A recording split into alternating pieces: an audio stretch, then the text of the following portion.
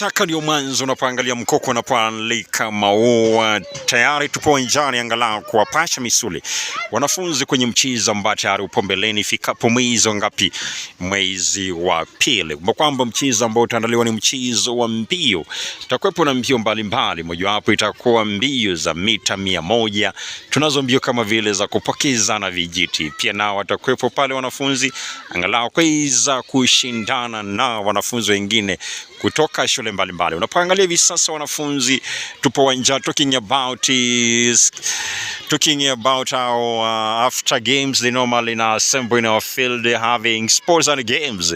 Now as you can see, we are having your learners being now presented, assembling to our field, now showing or showcasing their skills and talent.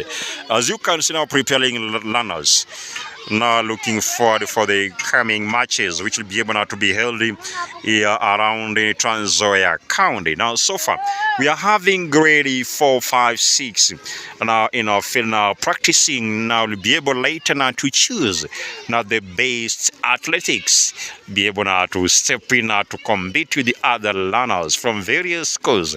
Remember, I will not let you down as continue now keeping watching, just keeping in tune to ensure you follow up.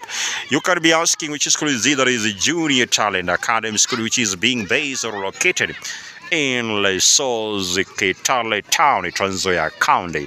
That is where we are. A Junior Talent. It is being found in Trans Nzoia County. Kwa kwamba ni baadhi tu ya mwanzo mkoko unalika maua, wanafunzi wamejajaa uwanjani angalau kuonyesha umahiri, kuonyesha ubabe.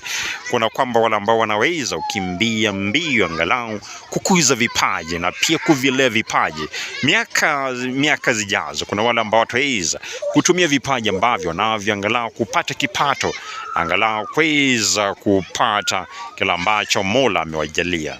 Tuna wakimbiaji ambao kweli wameweza kukimbia, mmoja wapo akiwemo kama vile Omanyala David Rudisha na pia Faith Kipyegon. Pia amekimbia, amepata medali, amepata dhahabu na pia amepata zawadi Kim kwenye mataifa mbalimbali. Hivyo basi tuzidi kuchochea vipaji vya wanafunzi, maana hujui kila ambacho Mungu amempangia.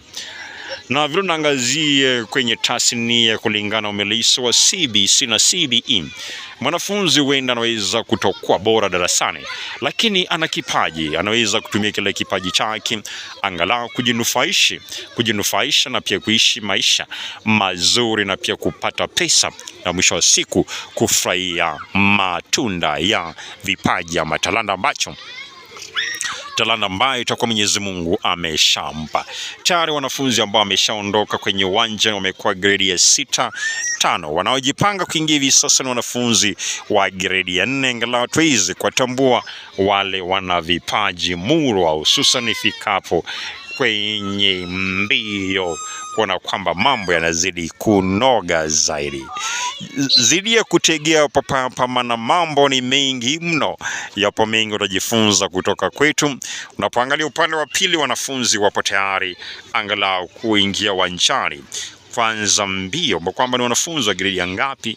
Wale ni wanafunzi wa grade ya 4 ambao unapoangalia tayari wanamwelekeza na mkufunzi ambaye ni walimu pia wapo pale angalau kuelekeza ni kipi ambacho wanastahili kukifanya. Talking about the PHE, pia naangaziwa we are having starting techniques na pia we are having finishing technique.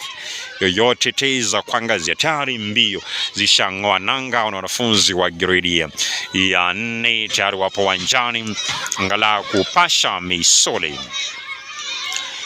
Wapo uwanjani angalau kuweza kupasha misuli, kuna kwamba mambo yanazidi kunoga papapa.